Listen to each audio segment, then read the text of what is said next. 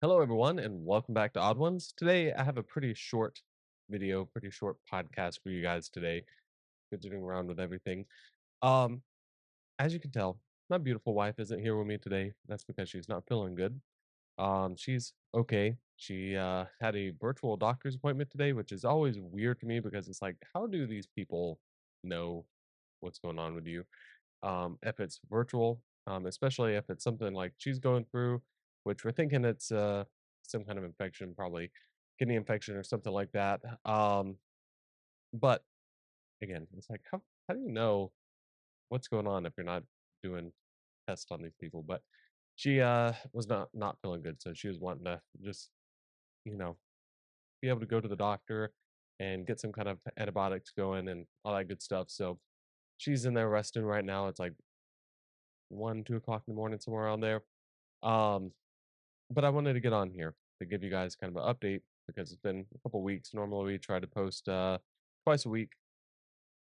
I must have my table on a little bit of an incline or something because my microphone's not wanting to stay where I want it.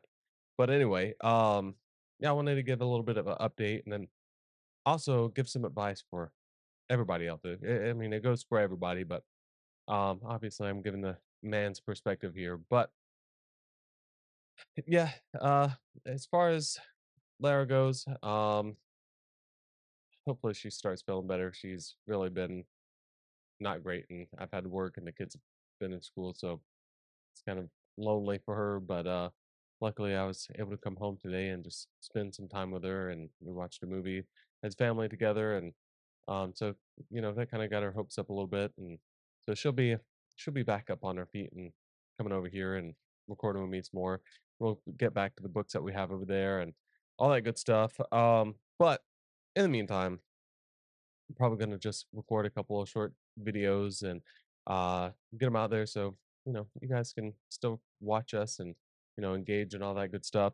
Um, but that being said, um, let me see. How do I want to do this? Because I have some other things that I'm wanting to do, some other projects. We always are talking about new things that we're doing. We have things in the background. There's certain things that I don't really know how I want to go about it yet, but I'll save that part for the end. That's kind of back of the house stuff. So here's my advice. Here's my thoughts and my opinions on everything. You hear Lara and I talking a lot about kind of blue and pink jobs. We don't really call them that, but she likes being able to take care of me by taking care of the house. That's what she enjoys, and I enjoy doing the more quote unquote masculine things where you know do I necessarily like going out in 100-degree weather and mowing the lawn? Not necessarily, but I like doing that because it makes her happy, and that genuinely makes me happy. And doing things like I just built a fence a couple weeks ago, probably a couple months ago now, around our trash cans. That way we don't have to have the trash, just for everybody in the world to see, and it looks bad and all that good stuff. And did she ask me for that? No, but did I do that because I knew that she doesn't wanna look trashy and, doesn't want her house to look trashy. That's why I did it, and she greatly appreciates it, and, so she and I both take pride in the things that we do for each other, and that's how we show each other that we love each other without using words and, physical affection and all these other things. We show through action as well, and, in that her being sick and then, the things that we talked about in a couple of other podcasts where she's been in the hospital a couple times for a couple of different things, um, you know, made me really reflect, especially, it's any time that she's not doing very well, but, this specific time it made me think because like she's been in the hospital a couple times and sick a couple times within the last few months. And it's made me really reflect on, um, you know, people look at wedding vows and they're like, oh, it's something cool to say on your wedding day or whatever, or not cool, but romantic. It's kind of tradition to say through sick and through poor and all this other stuff. And Lara and I, we started out poor, so and we're not rich by by any means. We are broke at the end of the pay week, but it is what it is. Whenever you have a family of five, um, and you try to save and do these different things, and also give the kids a fun childhood, all this different stuff. But yeah, uh, like I said, we started out broke. We literally got rid of a lot of stuff because it came with baggage, right? She and I got rid of our old beds because they came with baggage. Um, and so we slept on uh just blow up mattresses for a while. She and I, we had beds for the kids, but we slept on a blow up mattress in a room not much bigger than this office space here. And just through perseverance and working hard, um, we were able to buy our house and give our kids a pretty good, childhood for, as much as we can. Um, but we also have to look at through sickness.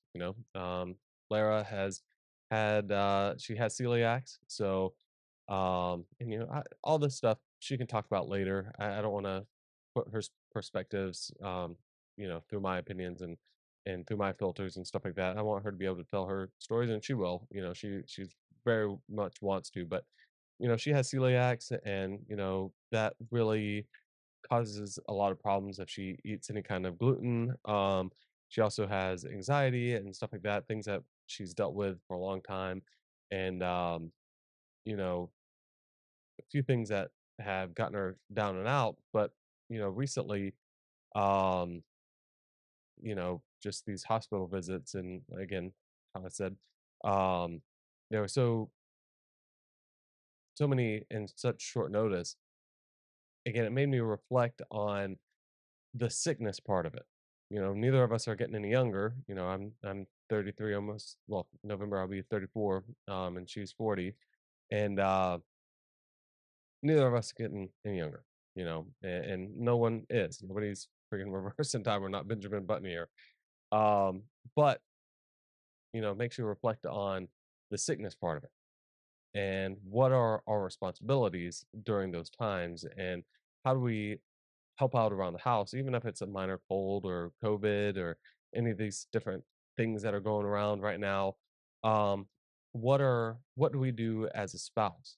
And you know, it's pretty easy for a husband who normally the wife is taking care of everything to kind of like let the house go to a wreck, you know, feed the kids McDonald's every day, go out and get pizza every day and ice cream and all this different stuff, leave the trash everywhere. And um, am I perfect to this? By the way, no. Right now, actively, the kitchen is a mess. I actually came out here to clean that, and I'm recording instead, but I'm going to do that. I wanted to record before I got too tired, but um, am I a perfect housekeeper? Not by any means, especially compared to Lara. Lara's 1,000 times better than I am. She's just more observant whenever it comes to certain things. Um, but whenever these times come up, I don't even think about it. I go into mission mode where mission number one is to get Lara comfortable, get her water, food, any kind of medicine that she needs, ice packs, anything like that. Um, that's priority number one for me is to make her as comfortable as possible. And then the next thing is, okay, all my kids are older now. My youngest one is 13, and all the ones in the house it goes 13 to 16. So they all kind of understand at this point, like if mom is sick or if Bjorn is sick, then just let them rest for a little bit. It's nice if you make food or help facilitate making her comfortable. Aaron, earlier today or earlier tonight, whenever I was, tucking Lara in, um, he was there. He understands. He had heart surgery, so he understands what it's like to feel lonely in those times.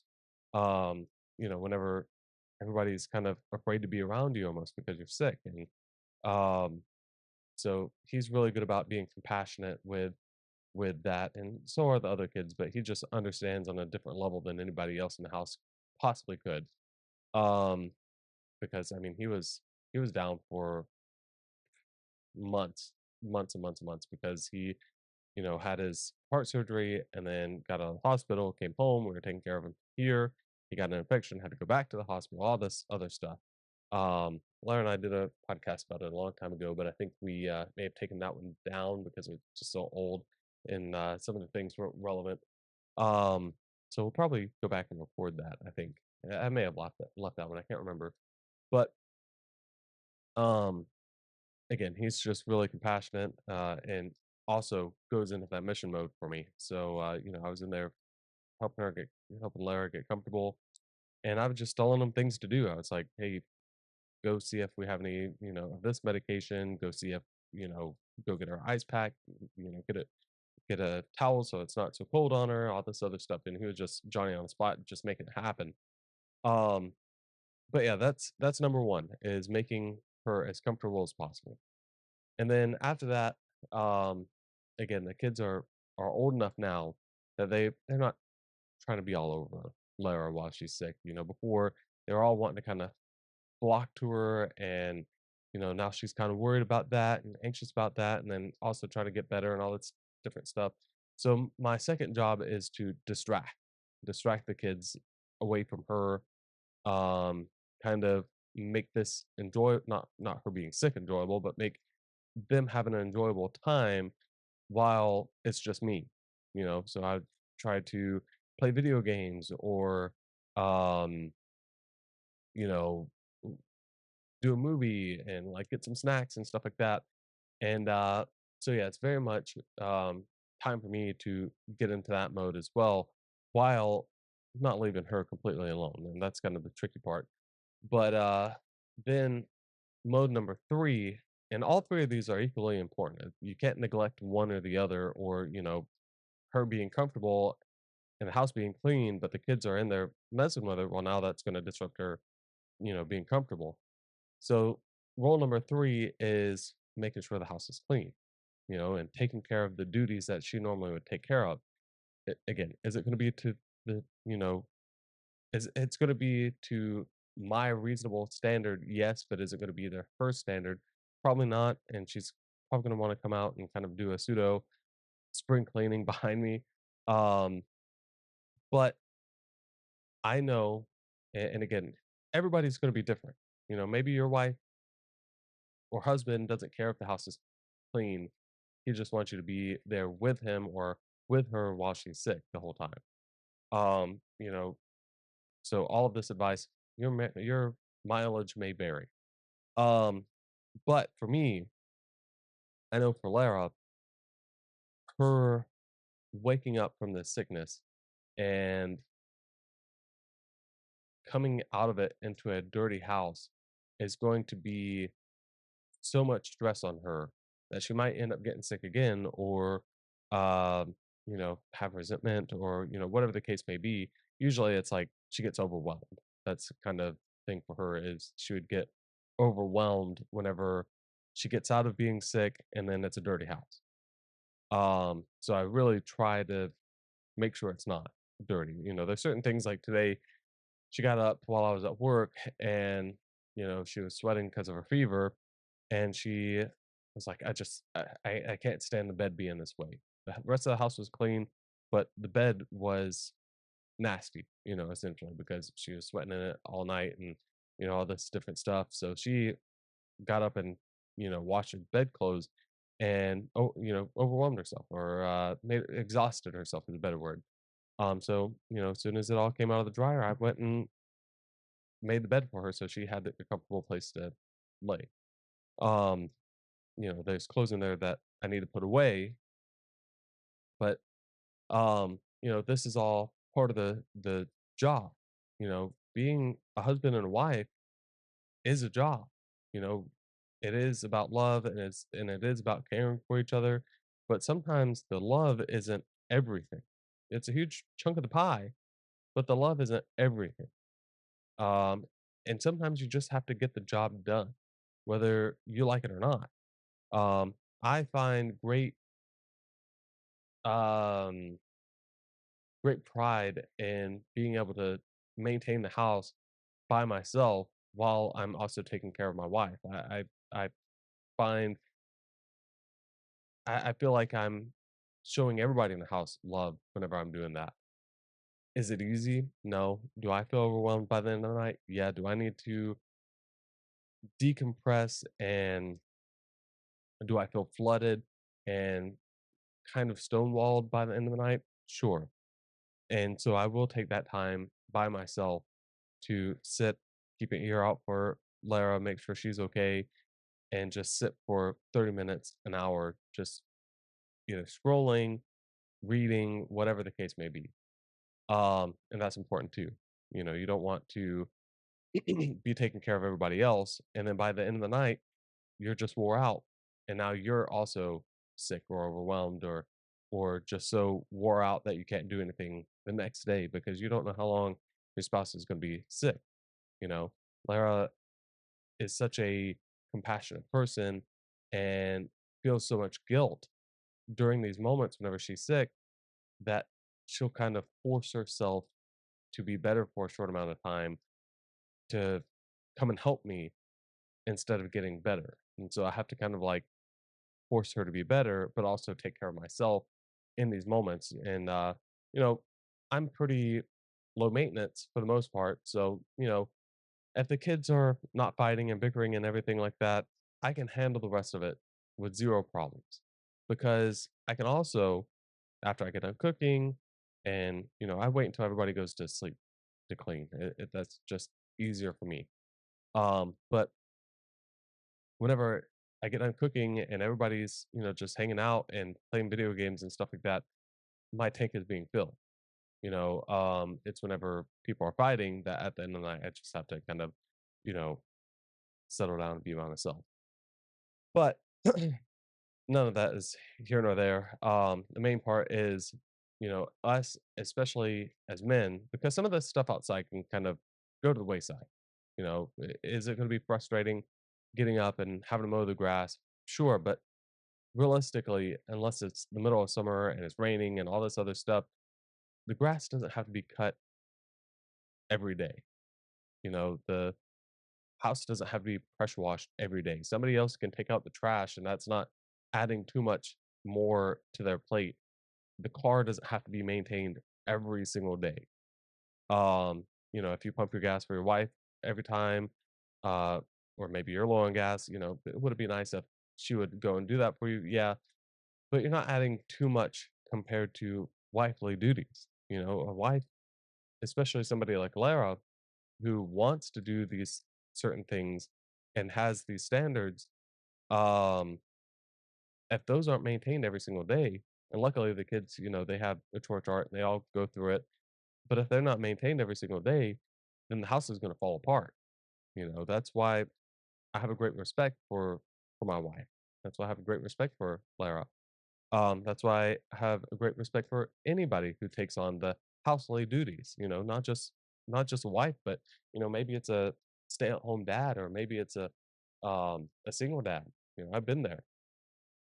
Um, and it's a lot of work.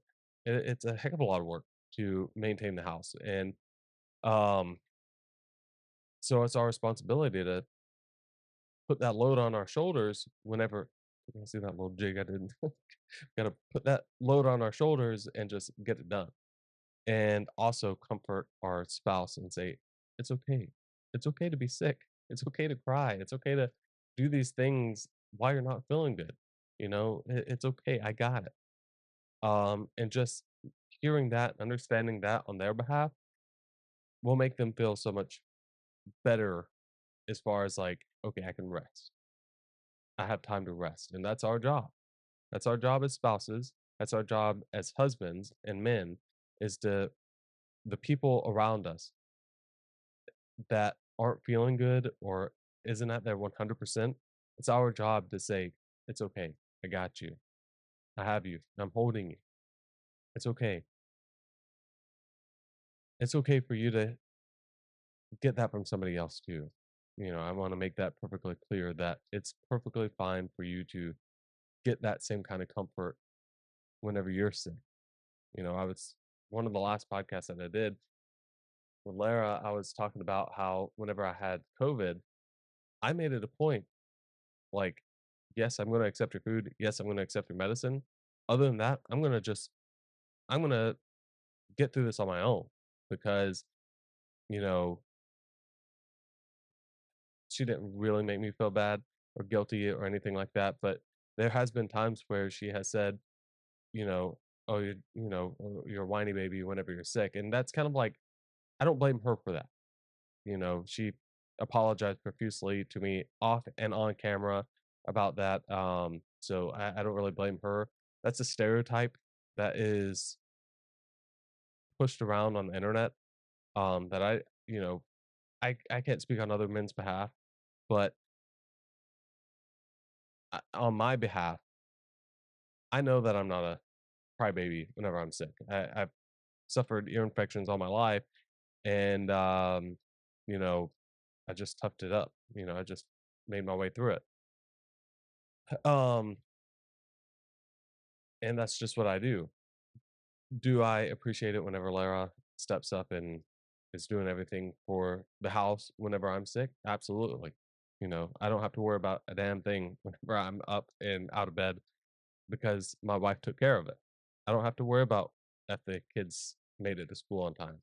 I don't have to worry about, um, you know, did the kids eat? I don't have to worry about anything because I know my wife's got it. I know my wife has it. Because that's our team, that's our dynamic, that's our job is to and I know I'm saying this a lot, but I'm really trying to make this point very clear on both sides that it's our job to make our spouse's life easier whenever they're feeling down. It's our job to do that anyway. Don't get in their way or make things harder or hinder them in any kind of way. But it's also our job to make their life easier whenever they're feeling down, whether they're sick, whether they got fired from a job, whether they're just having a hard day. It's our job to support them and help them up and make them a better person or just be there for them while they're suffering. And suffer along with them if you have to. Um, yeah, that's our job is to do that. That's what we signed up for. Whenever you get married, you literally sign a piece of paper signing a contract. And I'm not talking about this on a spiritual sense. I'm saying literally, you sign a contract saying that you're going to be there with this person through thick and thin. You chose that. You know, we all chose that whenever we get married. And I'm not saying to accept somebody being lazy or abusive or any of these different things. I'm not saying that, but I'm saying whenever your spouse is down or whenever you're both broke and you're trying to get through that or, any of these other stipulations that are in there, you sign a piece of paper saying that you're going to be there with them and that y'all are gonna both support each other. It's not a one-way street where one person gets to, do whatever they want and then the other person has to bear the whole load. That's not fair. That's not what you signed up for. You signed up for a team. You signed up to be part of that team. You signed up for both of you guys to put in 100% of the effort. Um, everybody says 50-50. No, it's both parties have to do 110% of the job to make everything run right. And whenever somebody slips because they're having a hard time, you are to pick up that 10, 20, 50% and put that on your shoulders until they're better. You don't have to do that whole time, but until they're better. Now, if they get in a car accident and they do have some kind of disability because of that, it is your job to be there for them and help them through that. Lara, whenever she had her last hospital visit, I can't remember what we covered, so I'm not going to talk about it too much. She lost her memory. She had short-term memory loss. So I have been in situations where because I can't remember something, another person got angry at me or frustrated with me. And I don't like how that makes me feel. I don't like feeling stupid. I have dyslexia. I don't like it whenever people make fun of my spelling because I have a disability, you know? I don't like feeling stupid is what I really mean. whenever I say that. I really don't care about people making fun of my spelling. I guess the better way of me saying it is I don't like feeling stupid because I'm not stupid. And so her feeling stupid because she couldn't remember things made me feel bad. So I did everything. If I had to repeat myself a million times, I would have done that without frustration, without resentment in my heart. And I told her, I said, it kind of feels like I'm living 51st dates, and I would do that. I would relive the same exact day if that meant I was with her and we were happy together. And even if I had to explain things to her a million times or anything like that, I don't care because that's part of the job. That's the reason why I'm with her is because I love her and I care about her and we're a team together, you know? And it's just hard for me to hear certain things. And I want to do some reaction videos while Lara's while Lara's sick. And one of them, I don't know if I'll be able to find it again, but this guy, and it could have been a skit, all this stuff could be skits. But this guy asked his girlfriend, okay, if I'm sick and I'm dying or I'm in a coma, how long are you gonna wait before before you move on? She's like, oh, 2 weeks. I think that's plenty of time. And he's like, 2 weeks, and they go back and forth, and essentially she just wants somebody to provide for her. I guess that's the difference between a boyfriend and a girlfriend whenever it boils down to it. And obviously there's long-term boyfriends. And girlfriends. I'm saying this as a generalized, basic, statement here. Um, you don't have ties to one another. You don't have to stay. You don't have to be with one another. You didn't sign a piece of paper that says you're getting 50% of everything. You didn't sign a piece of paper that said, I'm going to care for you. You didn't sign any of that. You have a verbal agreement, essentially. You have a gentleman's handshake.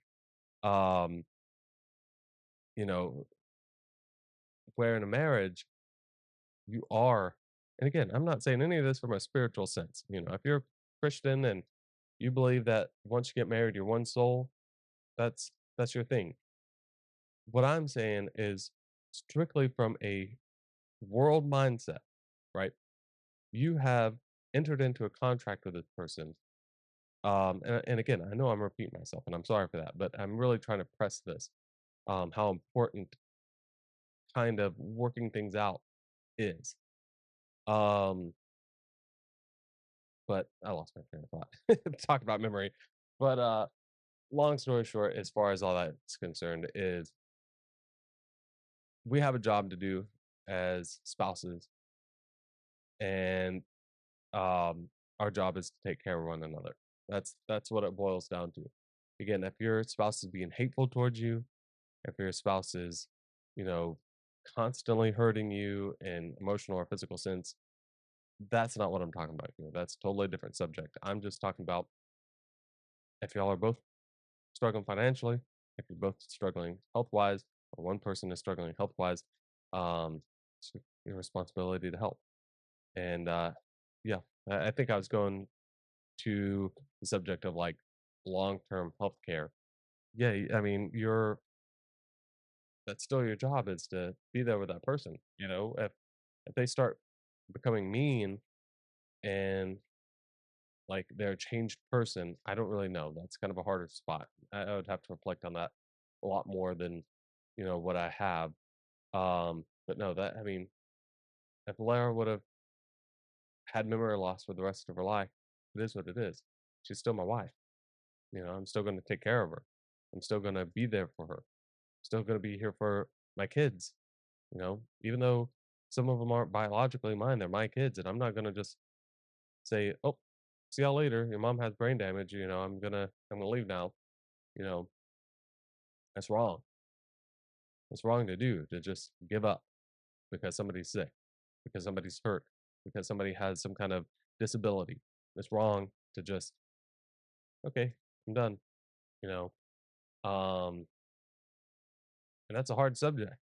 That's a hard thing to think about. Like, it's easy to say in the moment. It's easy to look at your person while they're in the hospital bed and say, "Man, I'm right here. There's a lot of things that that we were supposed to do, and here we are at the hospital, and you're gonna like there's long-term ramifications for this, and I'm still gonna stick with you. You know, that's a hard subject, it's a hard pill to swallow, that's a hard thing, and those are things that I had to think about. Um, but I was willing to do that, and so should you. Like, again, you said for better, for worse, for the rest of your life. You know, um, that person still loves you, and you like they didn't. They may have changed, but that's still the person that you married. You know, um, but yeah, I mean, the long term stuff is hard. The long term stuff is really hard because, especially if you're young, because it's like, oh well, I still have the rest of my life. Well, that's shouldn't have got married. If you are in your 20s or early 30s and that's your mindset of, oh, my spouse is hurt, they're missing an arm, they're missing a leg, they're blind, they've gone blind, they're paralyzed, now I have to push them around in a wheelchair. If those are your mindsets of like, I don't know if I can deal with this, you shouldn't got married in the first place. Unless you're strong and you're willing to put yourself to the side. You can't be selfish in a marriage, is what I'm saying. You cannot be selfish in a marriage. You cannot be a narcissist in a marriage. You cannot be selfish in a marriage. Just can't. It doesn't work. That's impossible because marriage is going into something saying, I'm going into this for love, but not just my love, for her love too, his love too.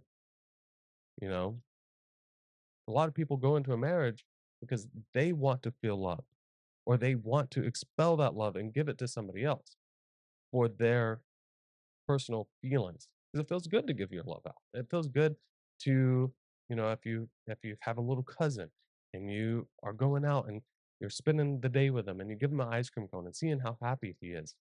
That feels good. Feels good for you. Feels good for him too. He's getting something out of it too. But it feels good for you. That's a greedy kind of feel good. And a lot of people enter into marriage feeling that way, feeling that I want to give this person my love and I feel like I want to give it to them for the rest of my life. But then it gets hard. And then the love kind of wanes a little bit. It shifts into a different type of love. It's not that puppy dog love anymore. It's not the beginning stages of love anymore. It's now a matured type of love where you might not get compliments as much. You might not give compliments as much, but you show your love in other ways. And whenever you're entering into a marriage and you get to that point, you might get to some people call it the 7-year itch, where now you're wanting that same love that you had before for greedy purposes. And that's whenever people reach out in marriage, right? I'm getting off way off subject, but that's okay.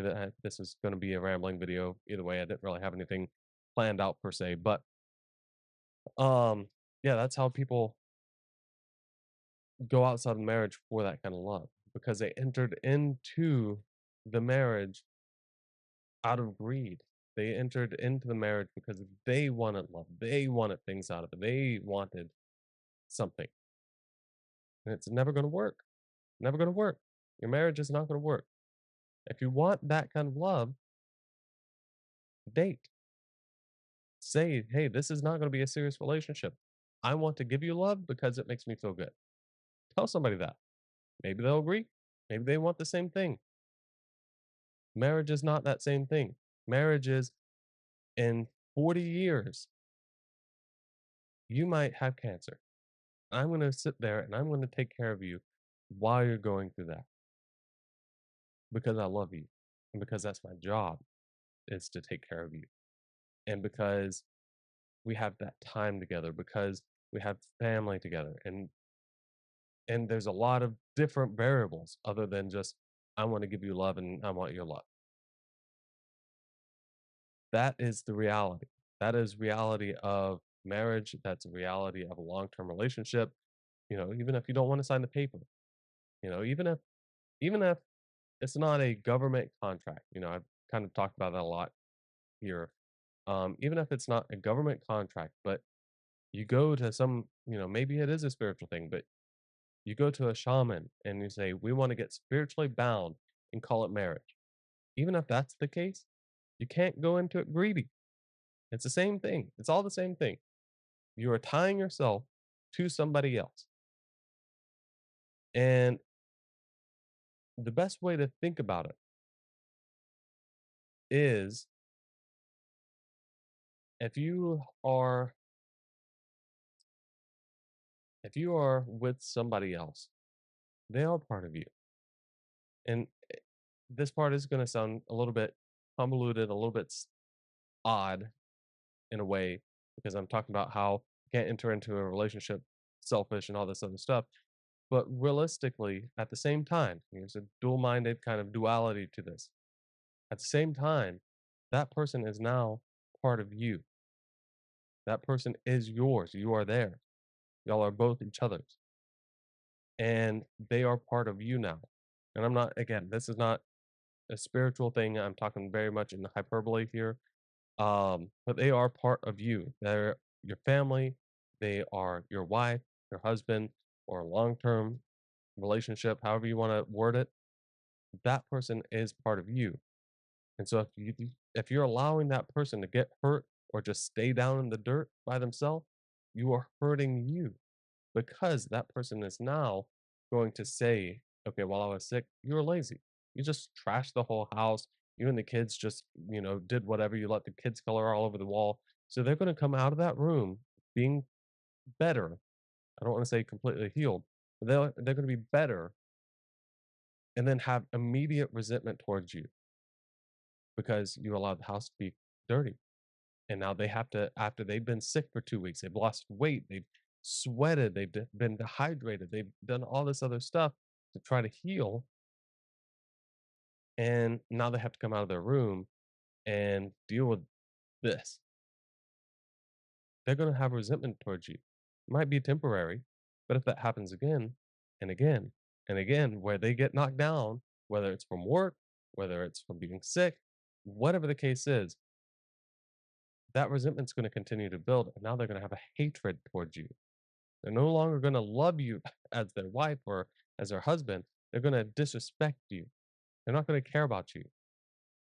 And they'll do the they'll do the things that they need to do, especially if you have kids and with marriage and all this other stuff.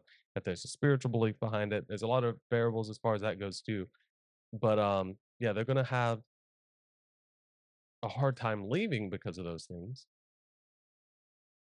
And so they're just going to do the job role. They're not going to love you. They're not going to care about you. They're just checking the boxes. And they might suffer in silence. So you might not even know.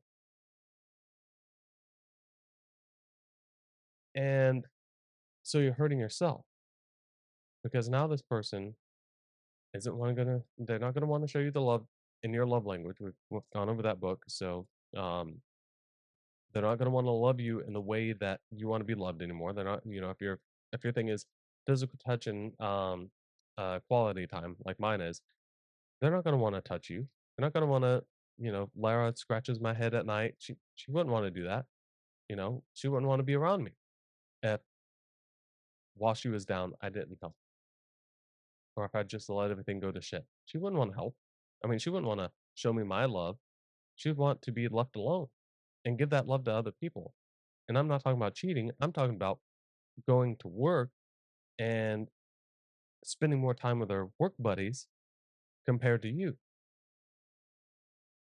So if you are being greedy with your love, you're hurting yourself in the long run. And again, that sounds counterintuitive as far as greed goes, because a lot of people who are listening to this and they're narcissists, they're going to read into what I'm saying and say, oh, I don't want to hurt myself. That's not what this is about. It is, but it isn't. That's the bottom of the rung here. That's the bottom. You're scraping the little tail ends of the pickles at the bottom of the jar here. If you're getting that from it. what I'm saying is that is part of it. You will be hurt if you don't respect your person and help out whenever they're down and everything like that. The main part is you're not ever going to be in a healthy relationship if it's about you. If your love is about you, it's not going to work. It's good to have self love and to care for yourself and take care of yourself and everything like that. I don't personally like saying that. It sounds a little woo woo to me, self love, but taking care of yourself is the main thing. Just getting that alone time if that's what you need or whatever. Reading yourself, making sure you're not flooded, all these different things. Um, but if you're just looking for things to benefit you, you're in the wrong. You're in the wrong title. Okay, if you're a husband and you're just trying to look out for yourself and get love and receive, receive, receive, you're in the wrong job. You need to go be single, figure that out, and then get into a relationship. It's hard if you have kids and all that stuff, like I've said, but yeah, if that's the case, if that is the deal, you're really gonna hurt somebody else. That's the bottom of the that's the real case here. Is if you are in a relationship and you're only for it for yourself, you're gonna hurt somebody else. And you might not care. You might be a narcissistic and not even know. Um, until it's 10 years down the line and they're leaving you and you're like, what the heck? Why is this happening? Well, you didn't read them. You didn't read the giant signs on the wall here. Um, but I think that's everything.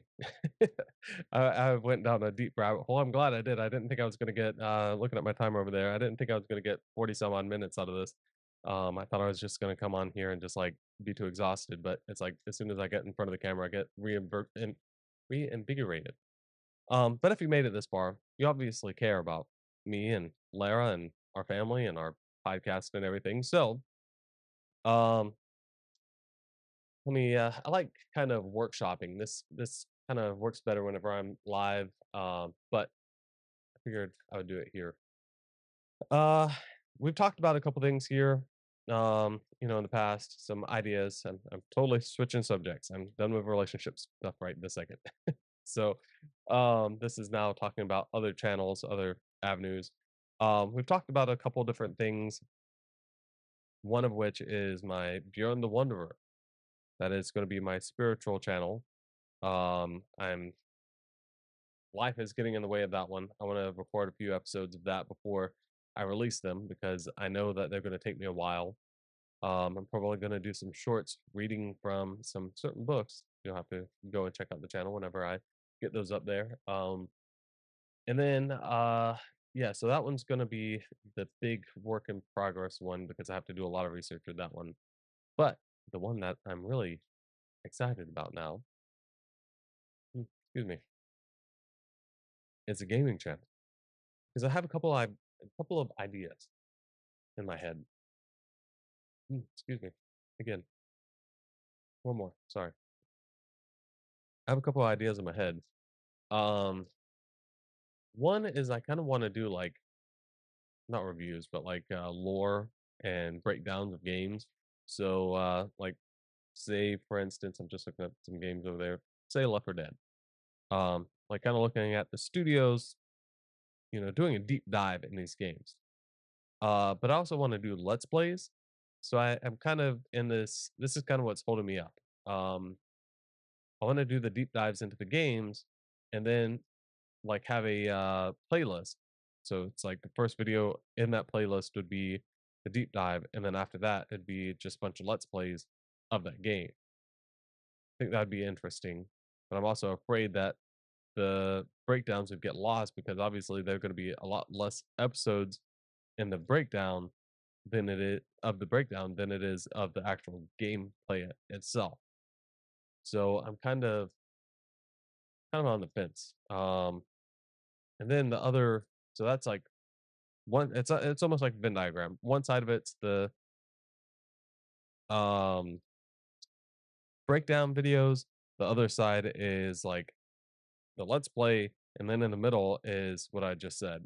So on the let's play side, I'm kind of curious if I shouldn't just do like the let's play as lives just go live.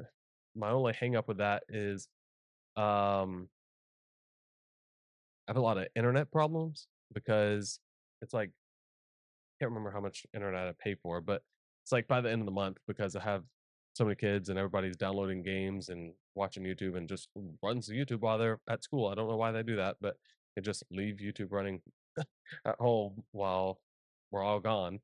So it's like by the end of the month, it's like we've used up over 1 terabyte of data just downloading. So it's kind of hard whenever there's such heavy usage, and it's like the only time I can really stream is extremely late at night, and that doesn't really work. Um, it's like the best time to stream is right whenever everybody's doing their thing. So that's kind of why I'm debating because it's like whenever I'm streaming, if it's going well, then I can make shorts out of it. I can make, you know, clips and all this other stuff out of the stream. But if it doesn't go well, then I can't use anything. So that's kind of my conundrum here. I might start off doing the or the middle option where it's like doing the breakdown, doing let's play, see how that goes. And then if it doesn't really work out, then I might do the lives. But some sneak previews of what I'm going to be covering is Aaron just gave me his Xbox 360, and I have just gone down memory lane. I broke it down, cleaned it, repasted it, all this different stuff, and I bought almost all the Halo games. I'm trying to build that collection completely. Yeah, I'm trying to build that up. I want to get Halo Wars and a couple other games. So I'll probably go through all of the Halo games completely as they're intended. I'm kind of debating on getting a old school Halo, oh not Halo, freaking Xbox, so I can play each game as they were completely intended. Like the hardware that they were supposed to be played on, all this good stuff. I have a really good game store in town um, that sells Xboxes for like $100, something like that. So I'm really interested in maybe doing that. Definitely some Xbox 360 games. Um, the first game that I ever recorded myself playing was Cameo, so I might actually do that one um, first and let Juliet play it. And like I would watch her and we'd do commentary over that. So that might be the very first game because I have a lot of special little ties to that little sneak preview. Since again, if you've made it this far and you're listening to me talk about games, then you deserve to have a sneak preview and what the first episode would be like. So the breakdown would be, the history of Rare and them making Cameo, but uh, whenever this is my backstory, my personal story whenever the Xbox 360 was first coming out, never played the Xbox. I had one, but I, I'm pretty sure my brother pawned it. He said that one of his friends pawned it, but I'm pretty sure it may have been him. Um, so I never was able to play Halo, either the Halo 1 or 2. The only game that I ever played on the original Xbox was Blinks, I think is what it's called, the time traveling cat or whatever. Um, and I barely even got to play that. Really, it was a DVD player for a long time. Like I remember watching Saw on there for the first time, and so yeah, it was just the family DVD player.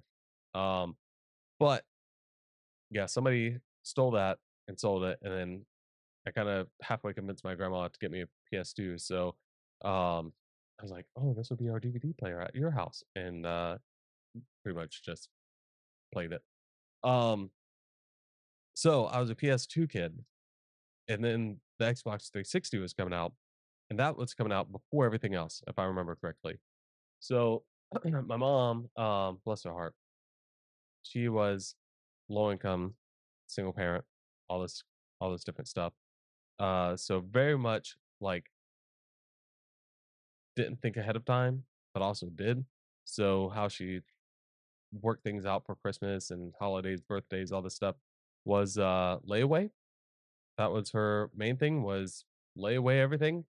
And yeah, so she didn't get the opportunity to lay this away or pre-order it or anything. So her other option, which was the one that she usually did, was to go to every single store within a 150 mile radius.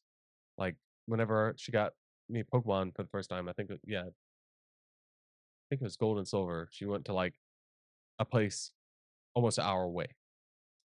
Um, so with this, she did the same thing. She called everywhere. She called GameStop. I think it was Rhinos at the time. Rhinos or EB Games. She called everywhere and every single day. I did the same thing. I talked about this in one of our recent podcasts where I did the same thing for the Nintendo Switch. But every single day she would call, and I think she ended up getting it from Walmart. But hey, is it in stock? Is it in stock? Is it in stock? Never was in stock. I can't remember how long it was after Christmas that I got it, but as the Christmas present and to almost like a promise ring, she got me this bag, and I'm not gonna put a picture of it in this one because I would have to go and scrounge around for it, but she got me this little, like, carry bag, like this, like, messenger bag kind of thing, uh, for the Xbox. So it had, like, a little compartment that you could put the little, uh, external power in there, and then the Xbox, and then a couple games and controllers, all that good stuff. And it said Xbox 360 on it. It was white with the green stripes and everything, like had the original Xbox 360 design on it and everything. Um, and I still have that back. I don't have my original Xbox 360, but I still have that back. So it goes to show you like how much I cared about that because of the thought and the hard work she put into getting me the Xbox 360. But um yeah, I remember as a few I mean, it was way after Christmas that we finally got it. She was like, "I got it. It's there. It's at Walmart. I have to go get it now." And so we went and got it, and Cameo was my first game. I think I bought Cameo. Yeah, I bought Cameo with my Christmas money because I knew I was getting the Xbox 360. I just didn't have it, so I went and bought Cameo, and that was the first Xbox 360 game I ever played. And I had to wait. I just sat there with my bag, Cameo. I think I may have had the Player's Handbook too. Not Player's Handbook. What is this? D&D with the little guide, and I just looked at the game. I just looked at the case and read the little book inside of it and all this different stuff, and I just patiently waiting for my Xbox. Mom, is it here? Do they have it? And yeah, she finally got it. And man, that game, freaking graphically, even today, it's like, is it the best in the world? No, it's a freaking how many every year, 15, 20 a year old game, but just like certain things, the graphics are still really good, comparatively. But like the splatter physics, like if you go into water or squish a bug or something like that, the blood will come up there. I always thought that was really cool. Like the first time I ever saw that, I was like, "Whoa, what is that?" I thought that was really awesome. Um, so yeah, so I got Cameo the other day. I'm hoping, fingers crossed, it works. I got it from GameStop, bro. I'll do a whole thing on that. Don't get your games from GameStop as far as online stuff goes. I got a few games like Halo 3, I think it was, and a couple other games from GameStop, and I got those in person, but they're like phasing that out. So um it kind of sucks. Like normally I check the game before I take it home or whatever. But yeah, I got Cameo and it had a couple scratches on it offline, but I got it for like $6. So 'cause I had a gift card um from trading in some games, and then um like some points from buying so much crap from there that I got 5 or 6 Xbox 360 games that was supposed to be like $40 for $6. So you know beggars can't be choosers. Maybe I can find somebody to resurface it, and maybe that'll work out. But yeah, I think my first project will probably Cameo, and in the background, I'll probably start doing some deep dives into Halo and all that stuff. There's a lot to it. I've been like just really going down memory lane as far as Halo goes and listening to the books and all that. So that has a lot. Maybe Borderlands 2 specifically. I wasn't a huge fan of Borderlands 1, but Borderlands 2, man, I played a lot of that. So for now, it's gonna be all Xbox 360 games. I might get a PS2 at some point, because I have a lot more memories of that. But if I ever can get Rock Band, I mean, I just I just won't exist anymore. I'll just be playing that from now until the day I die. Just because I love that game so much. I regret getting rid of my equipment so much at this point. But um, yeah, so that's our plans. I'll make some more videos where it's just me. Maybe it won't be so rambling. Maybe it won't be at 2 o'clock in the morning. So I'm gonna have to speed edit this and everything. But yeah, still trying to make Beer and the Wanderer. I've been kind of flip flopping between Beer and the Wanderer and the Wandering Bjorn, but I like the aggressiveness of Beer and the Wanderer, and then the gaming channel. So Aaron's wanting to do some stuff with that. I think he's wanting to do Halo with me, but I think I want him to do Gears of War with me. I think he would like it. It's more edgy. I think he would like that one better. But I think that's everything. I'm gonna go and export this to my computer now and clean the kitchen. Take care of my wife. So until next time, stay odd because we are. See you in the next one.